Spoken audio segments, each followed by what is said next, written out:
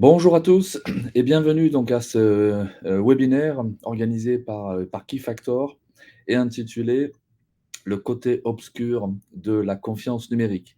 Voilà, je suis Pierre Codis, le directeur commercial chez Keyfactor Nordique, France et Europe du Sud. Je suis basé au campus cyber à Paris et j'ai l'honneur de présenter, d'animer ce webinaire aujourd'hui en votre compagnie. Donc la thématique, la confiance numérique, on va effectivement parler et orienter sa thématique autour de la PKI, de la cryptographie appliquée. Et vous l'avez probablement compris, on va l'illustrer et supporter avec la thématique Star Wars. Voilà. Donc, écoutez, on va sans plus tarder commencer. Alors, on va voir aujourd'hui d'abord un petit rappel du contexte et des définitions, hein. Qu'est-ce que nous entendons par la confiance numérique? Vous voyez que le matériel d'illustration sera en anglais. Moi, je vais faire la présentation en français. Donc, un petit rappel de contexte, hein, la confiance numérique, ses définitions, son contexte. Ensuite, on va s'attacher à vraiment dérouler le côté obscur. Donc, on a listé 10 menaces, 10 risques, hein, 10 éléments qui sont vraiment préoccupants en matière de sécurité, qu'on va essayer de détailler au maximum. Et pour terminer, sur le New Hope, donc effectivement le côté clair de la force, avec l'espoir, la lumière, et notamment les bonnes pratiques et tout supporté par effectivement des outillages nécessaires pour être conforme et en sécurité. Euh, alors, vous avez également, d'un point de vue logistique, surtout n'hésitez pas à poser des questions. Toute question sera répondue directement par nos spécialistes Jedi qui pourront adresser la réponse directement à chaque individu. Vous allez voir, à la fin de la présentation, vous avez également dans les encarts un lien avec les documents que vous pouvez télécharger. Voilà, donc on a notamment un e-book sur la confiance numérique et le côté obscur de la confiance numérique. Donc n'hésitez pas à télécharger effectivement ces éléments. Et je répète, il n'est pas certain qu'on ait du temps pour les questions, donc n'hésitez pas à poser vos questions. De toute façon, on va les adresser après le webinaire et toute question sera répondue par nos spécialistes. Voilà. Euh, et donc effectivement, comme vous l'avez déjà un petit peu aperçu, on a la thématique Star Wars en image de fond.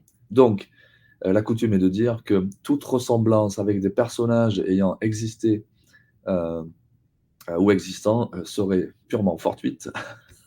Et nous pouvons commencer le contenu de notre webinaire. Donc, effectivement, il y a très très longtemps, dans une galaxie très lointaine, donc on parlait effectivement du périmètre, hein, de la confiance qui était assez bien cloisonné, effectivement. Donc, on avait dans l'IT notamment un périmètre bien contenu, bien défini, bien cadenassé. Le château fort, hein, voilà, et tout ce qui était effectivement à l'intérieur du périmètre était bien sécurisé et les attaques venaient de l'extérieur. Bon, euh, il est bien connu qu'on est aujourd'hui dans un monde qui est hyper connecté, ultra connecté, tout est interconnecté et qui plus est, il y a aussi une prolifération des éléments, des identités, on va dire, numériques, hein, digitales, qui sont vivantes. Donc, tous ces morceaux de code, ces microservices, des containers, des machines virtuelles, des scripts, des robots et les bonnes applications métiers traditionnels, etc. Donc, il y a tout un ensemble aujourd'hui de matériel, d'appareils, d'équipements, de serveurs, de endpoints dans l'IT, dans l'IoT, dans l'IIoT, dans l'OT, et avec tout un panel de plus en plus exponentiel en vérité, hein, d'applicatifs, métiers, de tous ces microservices, de tous ces workloads hein, qui aujourd'hui sont ultra connectés. Donc là, on est vraiment dans, dans la situation actuelle aujourd'hui. Ce qui signifie qu'on va s'attacher à, les fondamentaux dans la sécurité commencent, de notre point de vue, sur l'identité machine. Alors, il y a l'identité des individus, certes, hein, qui est plutôt bien mature aujourd'hui, on va dire, dans l'IT, mais vous avez le volet de la sécurité de l'identité machine qui, dans l'IT, et encore moins dans l'IoT, dans l'OT, ne sont pas encore effectivement complètement sécurisés. Il y a encore un petit peu un manque de maturité, on va dire. Donc, on va s'attacher ici à définir les enjeux concernant l'identité numérique. Notamment, on va beaucoup insister sur les workloads, sur ces applicatifs, sur ces bouts de code, sur ces éléments vivants, entre guillemets, hein, dont je répète, des containers qui sont lancés, qui disparaissent, qui sont relancés, toutes ces machines virtuelles, tous ces microservices, les services méchés, donc tous ces petits services qui vont communiquer entre eux. hein. Et donc tous ces services doivent aujourd'hui, donc ces logiciels, ces firmware, ces middleware, ces logiciels embarqués, ces logiciels dans le cloud, ces logiciels on-prem, doivent interagir, communiquer entre eux de manière chiffrée, doivent assurer la protection des données, donc la confidentialité, et doivent assurer aussi qu'ils sont bien identifiés, ils sont bien authentiques et que tout ça est bien intègre. Voilà. Effectivement, donc ça, c'est les piliers, les enjeux, notamment de la cryptographie appliquée.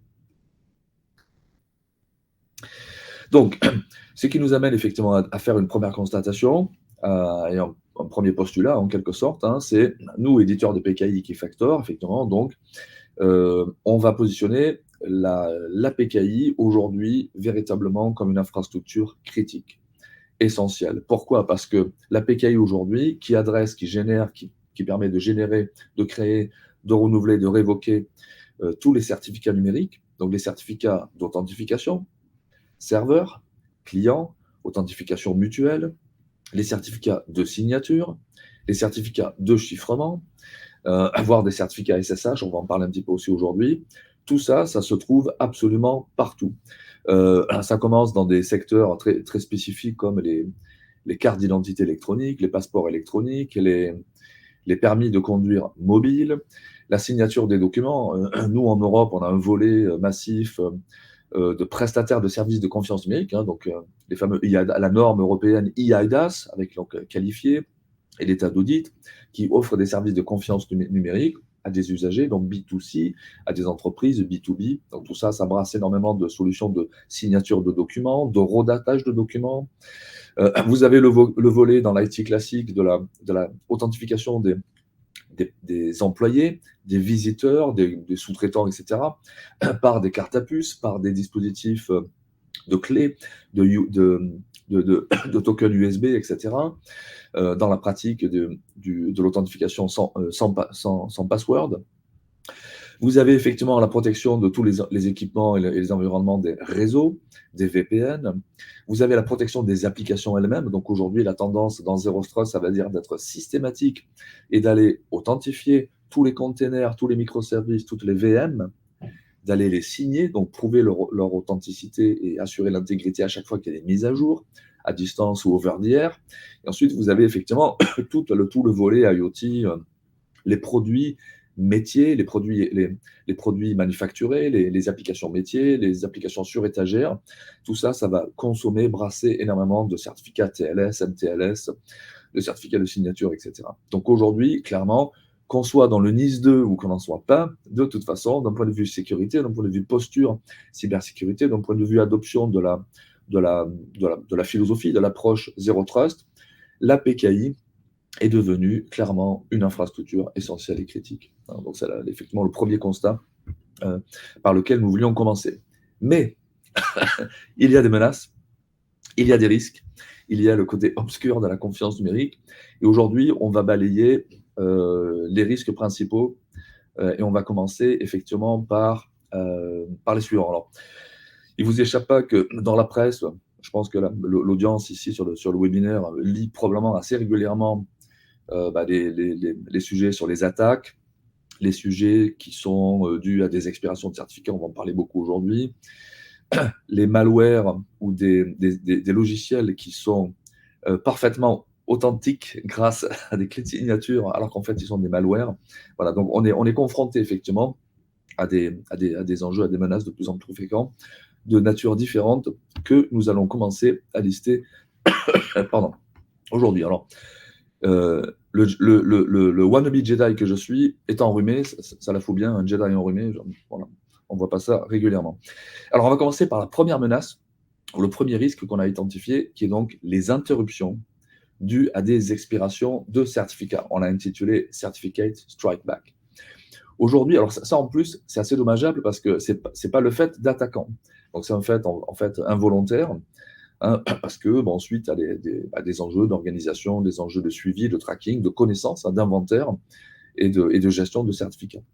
Alors, premier élément, nous, chez Keyfactor, on fait un rapport annuel qu'on appelle le Machine Identity Report. On interroge à peu près 1500 CISO, RSSI, CSO, dont la moitié se trouve en Europe et l'autre moitié se trouve en Amérique du Nord. On publie ce rapport chaque année. Donc c'est un rapport qui est très riche, très intéressant. Ici, pour ce point-là particulier, je veux porter votre attention sur le fait que les déclarants, donc tous ces RSSI, ces ciseaux qui ont répondu, nous indiquent que lorsqu'il y a une interruption qui est causée par une expiration de certificat, en moyenne, donc, l'interruption va durer 318 minutes. Donc là, c'est bien 318 minutes à partir du déclenchement de l'incident, du départ, jusqu'à sa résolution, au rétablissement du service en production, on va dire. Donc souvent, il y a les deux phases. Il y a une première phase avec un certain nombre d'intervenants et de spécialistes pour le diagnostic et le troubleshooting, d'accord. Et ensuite, il y a plutôt la deuxième phase où, une fois que le problème a été compris, c'est plutôt sa résolution. Voilà. Par ailleurs, les déclarants de ces 1500 ciseaux dans ce rapport nous disent aussi que, en moyenne, ils ont à peu près 3 incidents d'interruption par an. Voilà. Et on va parler d'incidents substantiels, d'incidents significatifs. Après, soyons clairs, il y a des tas d'interruptions, il y a des tas d'expirations plutôt de certificats qui sont assez inoffensifs et qui passent en dessous du radar, heureusement, voilà, mais qui peuvent causer des petits problèmes très localisés, évidemment. Donc, on va reprendre un petit peu la séquence temporelle ici.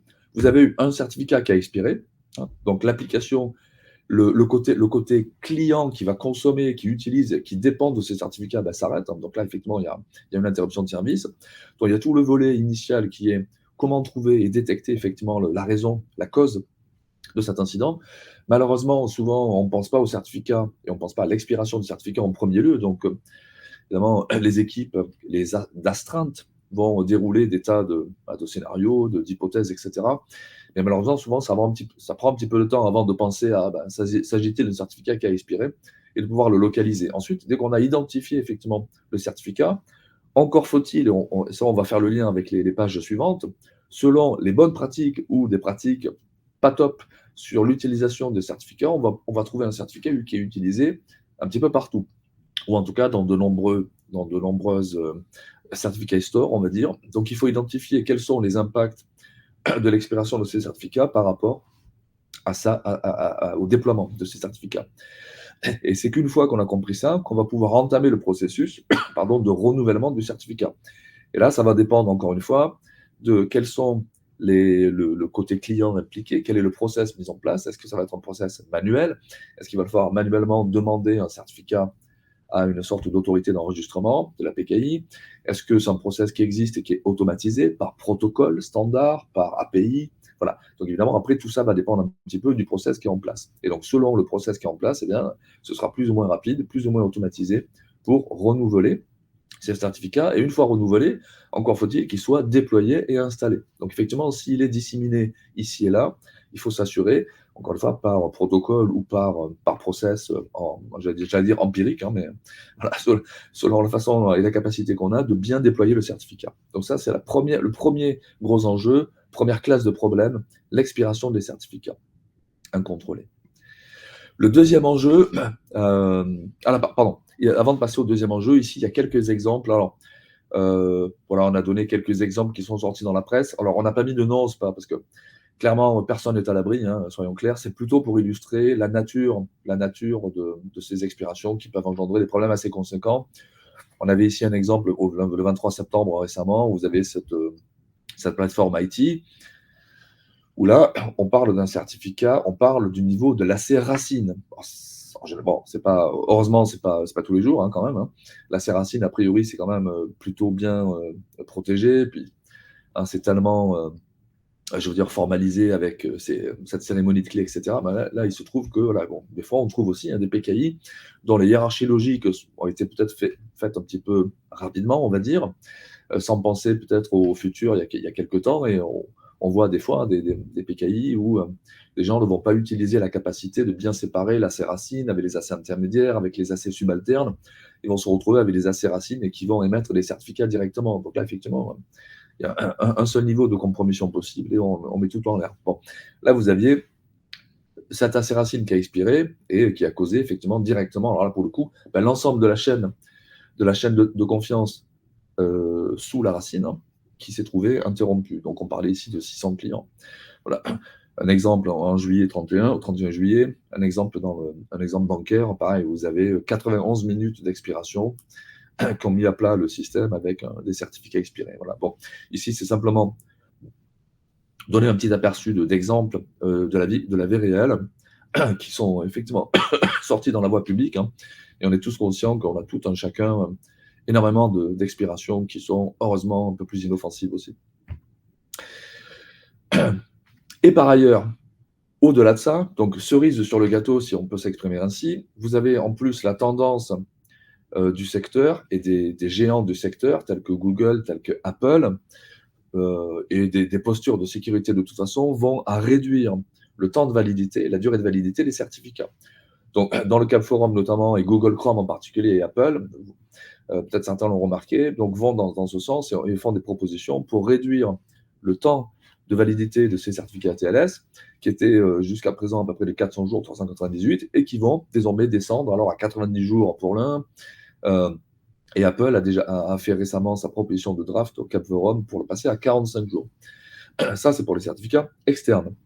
Et puis, de toute façon, on a les mêmes postures ou des postures équivalentes sur les certificats internes, ou de toute façon, pour des raisons de plus ou moins éphémères, mais en tout cas de courte durée, on va avoir des tendances à avoir des certificats de durée de validité de plus en plus courte. Donc, des enjeux d'expiration derrière qui ne vont que croître. Passons à la menace numéro 2. On l'a intitulé The Rogue Ones. Donc là, on a un petit peu le côté Shadow IT. On va s'attarder sur les gens qui pratiquent les certificats wildcard, les certificats auto-signés, ou bien des certificats qui sont issus de petits outils built-in intégrés à des tas d'outils ou de produits utilisés. Donc, déjà, vous avez aujourd'hui énormément de gens qui ne sont pas forcément, qui travaillent pour les métiers, qui travaillent pour leurs produits, qui travaillent pour DevOps, etc., et qui ne parlent pas forcément aux gens de la sécurité PKI. Et ces gens-là n'ont pas forcément la connaissance ni la pratique de PKI, au sens exploitation du terme, au sens même mise en place de la politique de sécurité, etc., ou de gouvernance cryptographique, si vous voulez.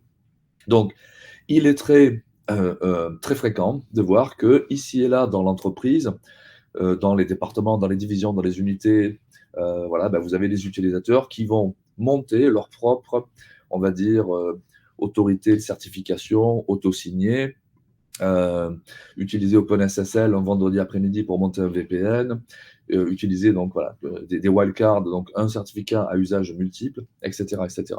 Et donc aujourd'hui, on est effectivement face à ces problématiques où on n'a pas forcément la connaissance de la PKI interne. La PKI interne IT n'est pas forcément non plus faite et calibrée pour supporter des besoins de certificats TLS pour les DevOps, des besoins du produit OT, pourquoi pas, etc. Voilà, donc du fait de manque de connaissances, manque de communication, peut-être des outillages qui ne sont pas forcément adaptés, eh bien on se retrouve effectivement dans une situation où vous avez des gens qui vont utiliser, consommer des silos de PKI. Donc, sur le cloud, dans des infra hybrides, on va consommer un petit peu les certificats sur AWS, sur Azure, sur Google. Par ailleurs, ici, on va utiliser un produit comme HashiCorp Vault, donc il aura son petit built-in, il aura sa petite AC, sa petite autorité de certification intégrée, et on va générer le certificat. On aura par ailleurs un petit script monté à la main autour d'OpenSSL pour générer des certificats auto-signés pour des applications métiers, etc., etc. Donc là, on se retrouve dans une situation où on est dans des silos, ce qu'on appelle nous les silos de PKI. Il n'y a pas de cohérence, il n'y a pas de gouvernance, il n'y a pas de tracking, d'auditabilité. Tous les systèmes, les clients, les systèmes consommateurs de ces certificats, ils sont certes, eux, décentralisés, distribués, oui. Mais en revanche, la problématique ici, c'est qu'il n'y a pas de politique, il n'y a pas de référentiel unique, standard, maîtrisé, auditable. Et les interrogés à ce rapport nous disent effectivement qu'en général, en moyenne, sur les 1500 interrogés ici, a été déclaré qu'on se retrouve avec 7 autorités de certification, 7 AC en général, physiquement assez séparés, dans l'entreprise ou dans les systèmes. Voilà. Et ce qui amène souvent à 81% effectivement de misconfiguration, donc comme on dit, au niveau de ces certificats. Voilà. Donc ça, c'est effectivement une autre menace sous-jacente, le manque de cohérence, des îlots de PKI ou des silos de PKI, donc chacun fait son approche un petit peu complètement isolée, indépendante, et voilà, et sans appliquer de gouvernance cryptographique. La troisième menace, c'est the bad batch. Donc là, vous l'avez peut-être aperçu au cours de l'année. Donc parfois, alors c'est aussi vrai pour des batchs, donc des quantités de certificats qui ont été mis par des assets publics. En vérité, cette problématique se retrouve aussi sur des PKI internes, hein. Mais là, en l'occurrence, comme ça a été révélé au grand public, ben, vous avez eu par exemple des entreprises, des assets publics, hein, qui ont dû déclarer avoir effectivement un jeu. Là, il y avait un batch de 24 000 certificats EV qui n'était pas bon, voilà, qui avait des problèmes de configuration, etc., qui devait être refait. Google Chrome également. Alors, suite à ça, Google Chrome notamment a annoncé voilà, qu'il ne souhaitait plus faire confiance à cette source de certificats. DigiCert également, c'est un autre exemple où ils ont donné 24 heures de temps pour remplacer et changer à peu près 6 000 certificats, qui avaient également, non, pardon, 83 000 certificats qui devaient être révoqués qui étaient distribués autour de 6 000 utilisateurs. Voilà. Bon, tout ça, c'est terminé avec des résolutions et des résolutions, évidemment, des rétablissements de services. Mais ici, le point qu'on veut dire, c'est que c'est la partie crypto-agilité que l'on va mener en fin de séance. C'est effectivement, il se peut que parfois, avoir le besoin de révoquer, de renouveler rapidement, pour des raisons ponctuelles comme celle-ci, en masse, un certain nombre de certificats. Donc, de plus en plus, on va être confronté à cette augmentation de certificats en volumétrie, en exponentielle, les durées de validité qui réduisent, et de temps en temps, on doit pouvoir agir rapidement pour remplacer effectivement des certificats d'une AC vers une autre, d'un profil de certificat vers un autre profil de certificat. La quatrième menace, on va s'attacher à parler effectivement de l'attaque du code, attack of the code. Donc là, on va parler effectivement du firmware, du middleware, du logiciel, des fichiers de configuration, hein, donc également le corollaire de l'identité machine, d'un point de vue signature, c'est signer systématiquement toutes les mises à jour, à tous les niveaux, incluant les fichiers de configuration. Donc je répète, la signature numérique a les vertus de protéger l'authenticité, hein, donc c'est quand même le besoin numéro 1. Au passage, de protéger, d'assurer l'intégrité, donc dans le transfert de la mise à jour, souvent over the air ou via les réseaux, peu importe, hein. En tout cas, on va assurer effectivement que le firmware mis à jour qui va atterrir sur le endpoint, l'équipement, l'applicatif métier, le firmware embarqué dans un équipement IoT ou OT, etc., sera intègre, hein. Voilà. Eh bien, une des cibles préférées des attaquants, souvent, une fois qu'ils ont réussi à pénétrer dans les systèmes, hein, donc étape franchie, c'est de récupérer, d'aller voler un maximum de données. Et souvent, ils sont capables de récupérer, malheureusement, des clés de signature qui traînent un petit peu partout. Voilà. Alors là, dans notre enquête, nous, 53% des interrogés, donc je rappelle 1500 CISO RSSI à peu près, entreprises, à 53% répondent en effet que des clés de signature sont stockées sur les postes de travail. 52 disent qu'ils sont stockés sur les serveurs de build. Donc, ces clés de signature, donc c'est très bien. C'est très bien de commencer à pratiquer effectivement la signature de code, mais si la clé de signature eh bien, traîne sur des clés USB, sur le poste de développeur, sur le poste de build, etc., facilement accessible, eh bien, on va se retrouver avec les exemples ici qui sont illustrés sur la gauche de l'écran, où vous avez des malfaiteurs qui vont, des attaquants qui vont être capables de signer de manière parfaitement authentique, hein, des malwares, et de pouvoir les utiliser. On avait notamment voilà, alors cette histoire-là de Microstar International, MSI, l'entreprise Microstar International. Donc, bon, bah, pareil, il y avait une pénétration dans les systèmes. Les attaquants avaient dérobé des tas de données. Dans le butin, ils avaient trouvé des tas de clés de signature. Et donc, alors, il y a eu d'abord des menaces de ransomware, etc. Bon, l'entreprise a refusé. Et puis, donc, ils ont disséminé les clés de signature sur le dark web et se sont retrouvés avec 57 produits qui ont été falsifiés, qui ont été signés de manière parfaitement authentique, mais avec des malwares à l'intérieur. Voilà, donc ça, c'est vraiment un gros problème. Donc, on répète, dans les pratiques de la signature cryptographique, il est absolument capital d'implémenter et d'assurer une gouvernance cryptographique, c'est-à-dire qui a le droit de signer quoi, et avec la protection à l'état de l'art des clés de signature. Voilà. Sinon, on est vraiment vulnérable face à ce genre de problème. Risque numéro 5, ou menace numéro 5, parlons un petit peu du SSH et des clés SSH. Alors SSH qui est très pratiqué, très facile, effectivement, mais qui a quand même un certain nombre de problèmes. C'est que les clés SSH, eh bien, sont facilement... Alors d'abord, vont pas être expirées, vont être stockées, vont être déposées et vont en quelque sorte devenir dormantes là où elles sont. En plus, elles sont facilement partageables, etc. Donc, ce qui rend également le suivi et le traçage assez compliqué. On va souvent combiner ça avec des utilisations de privilèges qui sont étendues. Voilà, donc ça, c'est vraiment effectivement un gros problème. On appelle ça the revenge of the myth.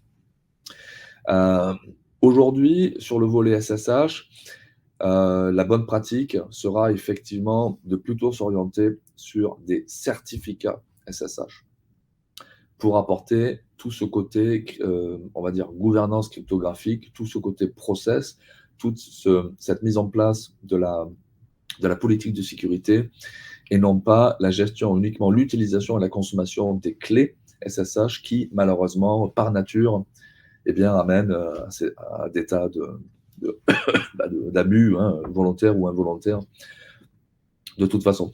Vous avez peut-être entendu parler de ce malware qui s'appelait SSH Snake, qui à l'origine était bien intentionné. C'est un développeur qui avait développé un petit programme assez subtil, assez intelligent, pour faire précisément de la gestion propre et claire des clés SSH, qui a été intercepté, qui a été utilisé par le côté obscur de la confiance numérique, et qui s'est retrouvé en fait un malware pour détourner et pour pénétrer effectivement et modifier la sécurité des clés dans les réseaux. Voilà.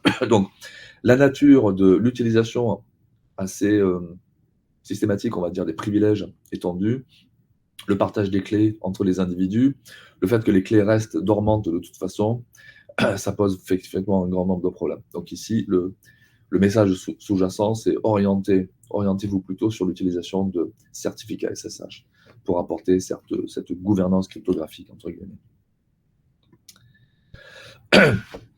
Parlons enfin du risque et de la menace post-quantique. Donc, vous avez probablement lu pas mal d'éléments à ce sujet.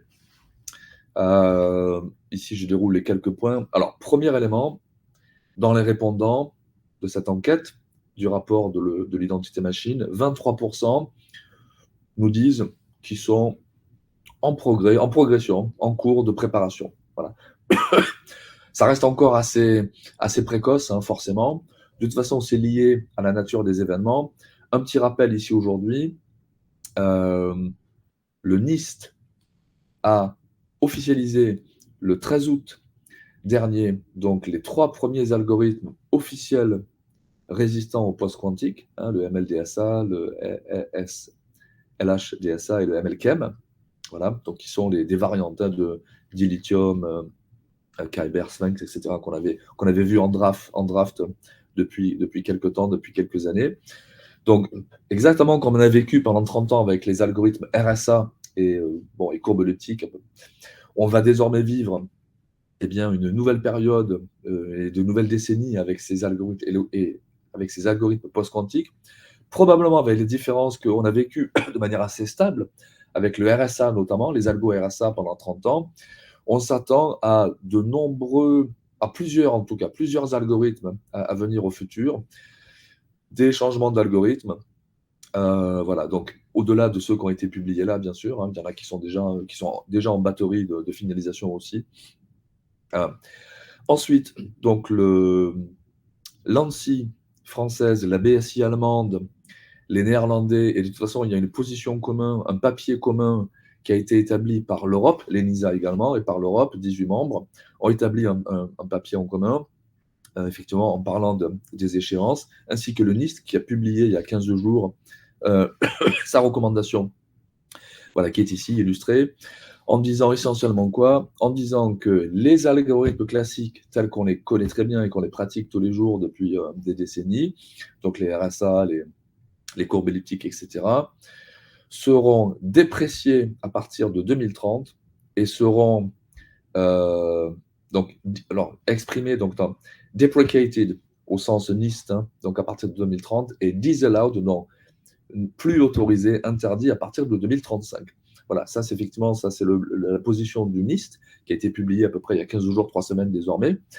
Ce à quoi 18 membres de l'Union européenne ont publié une position commune qui rappelle effectivement ces grandes lignes-là. Hein, voilà.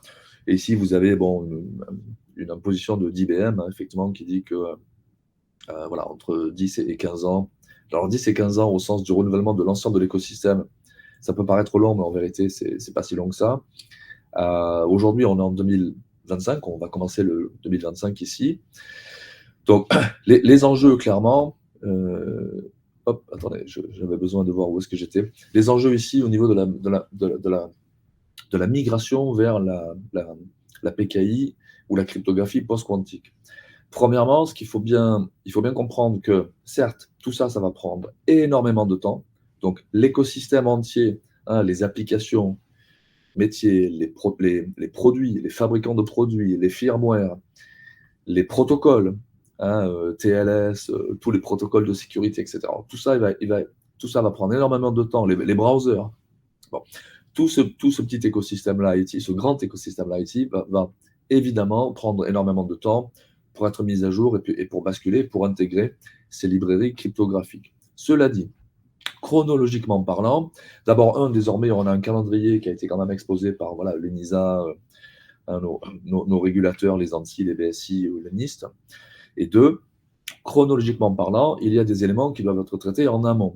Donc la PKI, ça en fait partie. Pourquoi? Parce que vous avez des acéracines et des PKI qui sont établis, avec notamment l'acéracine qui va durer pendant 10 ans, 12 ans, 15 ans, etc.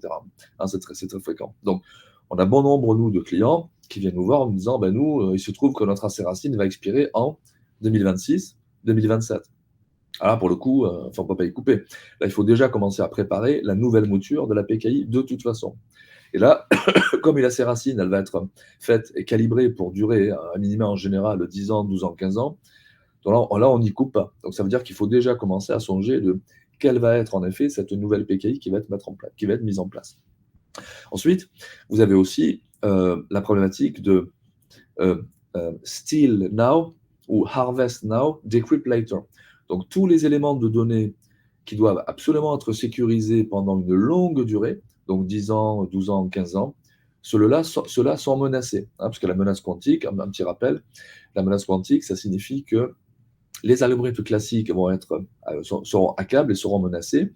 Et donc, tout ce qui a été protégé et sécurisé par des algorithmes classiques, eh bien, voilà, potentiellement, ça peut être des tas de... Donc, vous avez des tas d'écoutes et de vols de données ou de copies de données aujourd'hui qui sont réalisées dans l'espoir, par les malfaiteurs, par le côté obscur, de déchiffrer effectivement ces données plus tard et de pouvoir capitaliser dessus. Donc, lorsque vous avez des PKI qui, de toute façon, arrivent à terme ou en phase de transition parce que vous avez de l'outillage ou de l'infrastructure physique en dessous qui arrive un petit peu en phase d'obsolescence, donc il est temps de changer. Vous avez des acéracines qui vont expirer voilà, dans les quelques années qui viennent. De toute façon, vous n'avez pas. Donc là, vous n'y coupez pas. Il faut vraiment avoir une réflexion de quelle va être la PKI à mettre en place. Et donc, on va voir probablement deux grands scénarios. Enfin, il y en a plusieurs, mais probablement deux grands scénarios. C'est que dans les standards, vous avez désormais l'hybridation. Hein, donc, il existe le standard X509 appelé Catalyst, qui permet d'utiliser un certificat X509 hybride, à savoir un certificat qui est valable à la fois pré-menace quantique et également post-menace quantique. Donc, le même certificat va traverser cette période, en quelque sorte, et permettre à l'utilisateur du certificat, l'application métier, la stack, le logiciel, etc., de pouvoir utiliser. Techniquement, il s'agit d'un certificat qui contient deux clés, en fait. Hein, la clé privée générée avec un algorithme classique et la clé privée générée avec un algorithme post-quantique. Et pour la petite histoire, dans l'extension OID, selon le format, le standard Catalyst, il y a 2-3 variantes également par l'IETF, également en cours de standardisation. Bref, donc là, quel est l'intérêt de mettre en place une PKI hybride? Eh bien, si vous avez probablement assez peu de contrôle sur votre écosystème client, c'est-à-dire vous n'avez pas, c'est un écosystème client très hétérogène, très disparate, diversifié, etc., très distribué, vous n'avez pas vraiment la main sur quand est-ce que côté client, ce sera mis à jour pour supporter les algorithmes post-quantiques, eh bien, il est probablement intéressant et utile d'avoir une PKI hybride. Ça veut dire que tous les certificats qui vont être émis seront valables pré et post de toute façon. Donc, tant que rien n'est mis à jour, il n'y a pas la menace, la sécurité sera effectuée par le bon vieux algorithme RSA, par exemple. Et puis, le jour où effectivement l'écosystème client aura été mis à jour, eh bien à ce moment-là, ça pourra bénéficier effectivement de la clé à l'intérieur, de cette capacité hybride post-quantique. Voilà. À l'inverse, vous pouvez peut-être avoir des environnements où, au contraire, vous avez un bon contrôle de l'environnement client, parce que c'est assez homogène, parce que c'est bien contrôlable, parce que vous pouvez, mm, de manière industrielle ou voilà, en batch, mettre à jour pas mal de endpoints en même temps. À ce moment-là, ça peut être aussi intéressant. Il y aura d'autres scénarios, c'est de dérouler 2 PKI en parallèle. Et vous verrez ça, la BSI allemande, donc l'équivalent de l'ANSI, la BSI en Allemagne, par exemple, pour la PKI de l'administration publique, a publié voilà, leur stratégie. Eux, ils vont avoir 2 PKI en parallèle, une PKI qui est déjà en place, donc voilà, la PKI actuelle, basée sur les algorithmes classiques. Et puis, ils vont mettre en place effectivement une PKI post-quantique pure, donc pas hybride, post-quantique pure, voilà, qui va un petit peu tourner à vide, entre guillemets. Et au fur et à mesure, effectivement, de la disponibilité des endpoints, des clients, de la côté applicatif consommateur à ces nouvelles bibliothèques des cryptographies post-quantiques, eh bien, il y aura une bascule qui sera faite pour en effet régénérer, renouveler les certificats, et ceux-ci qui seront post-quantiques uniquement. Voilà. Donc ici, le point, c'est de dire, face à la menace du post-quantique, numéro un, il est temps de se préparer. La préparation, ça commence toujours par un inventaire.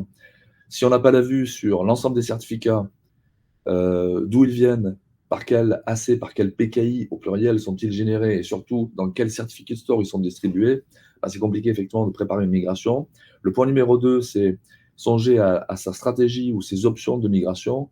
Est-ce qu'on pense à de l'hybride? Est-ce qu'on pense à maintenir des PKI en parallèle? Voilà, il y a des différentes options.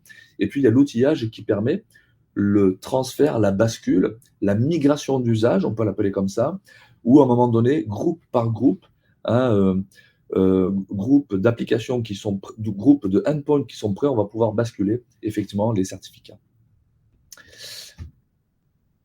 Voilà, donc là, on vient de balayer 6 grandes menaces, 6 grands risques qui constituent le panel aujourd'hui de ce qu'on appelait le côté obscur de la confiance numérique. Pour terminer effectivement sur un volet donc, de lumière et un volet de voilà, le côté Jedi, le côté comment on se défend à tout ça. Donc on a intitulé ici The New Hope pour la confiance numérique. On va effectivement parler donc un petit peu les points. J'avais commencé déjà à les énumérer. Donc, le premier point, c'est dans ce contexte aujourd'hui, il est probablement impératif, ou en tout cas très important, d'avoir la connaissance, la maîtrise, et donc l'inventaire de ces assets cryptographiques. Donc je répète, savoir d'où viennent les certificats qui ont été générés, de quel PKI, de quel AC, selon quelles règles, selon quel profil, gabarit, template, quelles sont les règles, les politiques de sécurité qui sont utilisées, quels sont les algorithmes, quelles sont les tailles de clés. Savoir où sont-ils déployés, dans quel certificate store ils ont été déployés, quels sont les endpoints aujourd'hui qui les utilisent, est-ce qu'il y a des utilisations multiples, est-ce qu'il y a des wildcards utilisés, savoir détecter les certificats auto-signés, donc les certificats qui ne proviennent pas de PKI officiels, de PKI autorisés, de PKI sous conformes, voilà. Donc savoir détecter effectivement les usages et les pratiques un peu voilà, détournées ou non conformes, on va dire. Donc ça, c'est vraiment un point absolument important. Non seulement par rapport à la menace quantique, mais si ce n'est avant même d'adresser la menace quantique, si ce n'est que pour avoir aussi aujourd'hui un minimum de forme d'agilité pour combattre, on l'a dit, pour faire face, on l'a dit, par exemple à ces problèmes de bad batch, comme on l'a vu précédemment, ou simplement il s'agit aussi de monter le référentiel, de mettre à jour au même niveau référentiel de sécurité l'ensemble des applications métiers, des produits, des endpoints, partout au sein de l'entreprise, au sein des systèmes IT ou OT.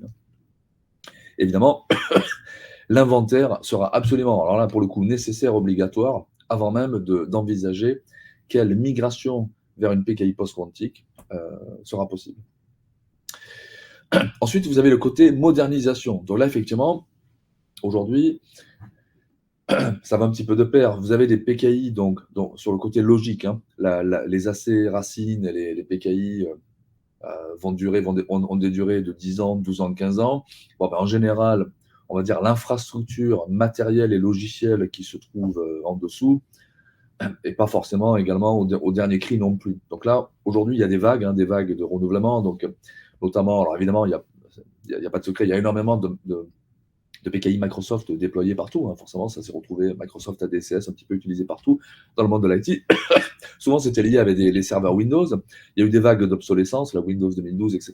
Donc, c'est vrai qu'il y a encore aujourd'hui pas mal d'obsolescence matérielle, logicielle. Donc, il y a énormément de PKI qui ne tiennent plus vraiment la route, qui ne sont pas capables d'adresser la situation aujourd'hui, qui est très distribuée, décentralisée, voire des fois hybride, un petit peu dans le cloud, un petit peu on-prem, etc., mais néanmoins qui appelle une centralisation de la gouvernance cryptographique, une centralisation de l'audit, de la connaissance et de la production de ces certificats. Donc aujourd'hui, il y a des sujets de modernisation du moteur de PKI, de la PKI Engine, effectivement, de plus en plus présents. Et de toute façon, si vous avez des moteurs de PKI qui supportent pas les derniers algorithmes, mais encore moins les algorithmes post-quantiques, eh bien, ça ne permettra pas de faire de l'évolution de toute façon. Donc aujourd'hui, par design et dans les systèmes, il est important de pouvoir être agile et de pouvoir mettre à jour, effectivement, de manière facile et sans peine et sans interruption, ces règles cryptographiques.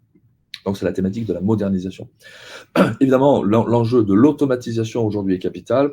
Bon, c'est évident. Donc, j'ai beaucoup répété aujourd'hui la volumétrie des certificats qui augmente, les durées de validité qui réduisent, cette approche zéro trust, que ce soit pour être conforme à du NIS 2, à du CRA, etc., ou que ce soit pour simplement de la prise en compte de l'approche zéro trust, tout ça, ça va consommer, ça va allègrement utiliser tous ces certificats MTLS partout, dans les microservices, dans les containers, dans les VM, etc., dans les scripts, dans les robots. Voilà. Et donc, anticiper les expirations, renouveler automatiquement les certificats, assurer qu'une fois qu'ils sont renouvelés, ils sont effectivement déployés dans les certificats store, bien remonter les alarmes, mais surtout faire des actions correctives, automatiques. Tout ça, c'est vraiment l'enjeu de l'automatisation aujourd'hui. Donc là, on touche le domaine effectivement de l'automatisation par PKI avec des protocoles standards, avec du système d'API aussi, pourquoi pas, mais on touche aussi le domaine de la CLM, de la gestion et de l'automatisation du cycle de vie des certificats. Donc tous ces outillages et ces logiciels qui viennent se juxtaposer au-dessus de PKI existantes et qui vont permettre en effet d'apporter toute cette orchestration, toute cette mise en musique effectivement du cycle de vie des certificats et de l'automatisation. Quelle que soit finalement la modernité ou pas du moteur de PKI en dessous. À côté de ça, vous avez, j'en ai beaucoup parlé surtout lorsque j'abordais le volet signature, mais les bonnes pratiques aujourd'hui dans la sécurité vont de pair. Donc ces certificats numériques, derrière, sont tous liés à quoi? À la protection des clés privées. Donc on va parler des clés privées de la PKI en elle-même, donc de ces autorités de certification, racines, intermédiaires, subalternes, ou issuing CA en anglais. Et puis on va parler de ces clés privées également embarquées dans les équipements, dans les devices. C'est pour ça que côté équipement, côté produit, de plus en plus, vous voyez des TPM, des Secure Elements, des chipsets embarqués qui vont assurer effectivement la production de la clé privée qui ne va jamais quitter finalement le device client. Ça reste la bonne méthode. Et puis surtout au niveau de la PKI déployée. Donc là, il est absolument capital d'avoir toutes ces clés privées de ces AC, les clés privées de signature, qui soient effectivement protégées à l'état de l'art dans des HSM avec des niveaux de certification, etc. Voilà. Donc que ce soit qu'on soit dans des environnements et dans des déploiements complètement SaaS, IaaS, hybrides, on-prem, classiques, etc. Il existe des tas de dispositifs et d'outillages dans lesquels la PKI, la CLM, évidemment, interagissent avec les produits HSM pour sécuriser effectivement ces clés privées. Donc ça, c'est absolument fondamental. Voilà. Et puis ensuite, il y a effectivement le volet consommateur-utilisateur. Donc là, on va se replonger vers imaginez dans votre organisation, IT, produits, métiers, voire outils. Donc vous avez des départements, des unités, des pôles, des équipes qui vont gérer leur partie à eux, leur volet DevOps, leur partie produit, leur application métier, bien différent des gens qui vont assurer la sécurité du réseau, la sécurité des systèmes, la sécurité de l'infra IT, des serveurs Linux, Apache, Windows, etc. Donc, chacun a des besoins un petit peu différents. Chacun aura des cycles de vie de renouvellement des certificats différents. Et donc, il est nécessaire que votre outillage aujourd'hui PKI et votre outillage de gestion du cycle de vie des certificats permettent, via des API, via des interfaces assez faciles à utiliser, via des intégrations pré-faites, pré-réalisées, permettent de servir facilement tout cet écosystème-là de côté client qui va consommer, qui va utiliser effectivement ces certificats en bon état de forme, conforme, compliant, venant des bonnes AC, telles que la politique de sécurité cryptographique centralisée l'a imposé, sans avoir, si vous voulez, toute cette technicité ou cette expertise spécifique à comment est-ce que on se procure un certificat par rapport à des process un peu obscurs ou vraiment très bas niveau. Voilà. Donc, il est important effectivement de se doter d'outillages qui vous permettent de facilement, pour les gens qui auraient une responsabilité centralisée de ces assets cryptographiques, je dirais un petit peu, en simplifiant, servir sur un plateau l'ensemble des groupes, des utilisateurs, des consommateurs de ces certificats, quelle que soit la nature de ces certificats, et pour ceci, effectivement, de pouvoir les intégrer de manière assez seamless par exemple, dans leur flow de travail DevOps, dans leur pipeline CI/CD, vous voyez, dans leur outillage, dans leur outillage d'alerte, que ce soit des Jira, des Splunk, des ServiceNow, dans la façon dont ils travaillent aujourd'hui, de manière à ce qu'ils puissent bénéficier effectivement de la gouvernance cryptographique de ces certificats conformes provenant des bonnes AC sous contrôle, mais néanmoins sans être perturbés au quotidien et d'avoir de responsabilités et d'éléments techniques supplémentaires à gérer. Voilà, effectivement, donc sur le volet futur, espoir et comment permettre le côté effectivement Jedi ou combattre le côté obscur de la force. Je répète pour terminer et pour faire une petite synthèse rapidement, la crypto-agilité, c'est pas simplement un petit sigle marketing, c'est vraiment derrière cette capacité, cette souplesse de pouvoir changer les règles du jeu cryptographique lorsque c'est nécessaire. On l'a vu aujourd'hui, il y a des facteurs externes, des AC publics, qui parfois demandent ce changement. Il y aura de plus en plus de changements au niveau Cap Forum, au niveau des navigateurs, voilà, donc des validités qui vont diminuer, qui nous seront imposées. Et de toute façon, en interne, je répète, pour vos produits, pour vos équipements classiques IT, pour vos applications métiers, pour des applications sur étagère que vous achetez, eh bien, vous allez consommer de toute façon de plus en plus systématique tous ces certificats MTLS, ces certificats de signature, ces certificats de chiffrement. Et donc, il est absolument nécessaire aujourd'hui de se doter d'une vue centralisée, d'une connaissance de l'inventaire pour pouvoir anticiper ces changements et last but not least, pour pouvoir effectivement préparer soigneusement sa migration, son anticipation, son évolution, vers un système résistant à la menace quantique. Voilà, écoutez, je vous remercie beaucoup pour votre attention. J'espère que vous avez posté des questions. Je pense qu'on a des petits éléments. Voilà, on peut vous rappeler effectivement. Donc, si vous êtes intéressé pour être du côté des Jedi et non pas pour être du côté du côté obscur, on vous invite à télécharger. Vous avez le lien disponible quelque part dans l'écran sur le Bright Talk ici, sur le webinaire. Le e-book que nous avons constitué, alors c'est le matériel en anglais. Voilà, il s'agit de Dark Side de Digital Trust. Puis il y a également un autre document, un autre matériel concernant l'automatisation du cycle de vie des certificats. Voilà, effectivement, particulièrement liées à ce qu'on a expliqué aujourd'hui. Et sur ce, je vais également vous rappeler que nous organisons un événement que nous appelons les Tech Days. Voilà, le dernier événement avait été organisé à Barcelone en 2023. Alors, on ne le fait pas systématiquement chaque année. Le prochain sera organisé à Miami en début mars, 4 et 5 en 2025. N'hésitez pas à scanner le QR code. Si vous avez la possibilité, vous, Européens et Français notamment, de pouvoir vous rendre, pourquoi pas, en Amérique du Nord, ça peut être l'occasion effectivement d'aller rencontrer des spécialistes de l'identité machine, de la cryptographie, du passage à la cryptographie post-quantique, des migrations de PKI. Voilà, il y a un certain nombre de panels et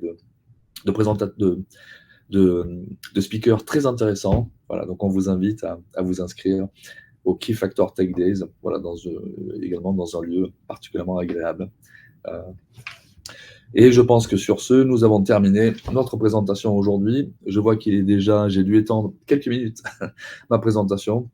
Je vous remercie pour votre disponibilité, pour votre écoute, et on vous donne, écoutez, rendez-vous une prochaine fois si on peut interagir à vos questions.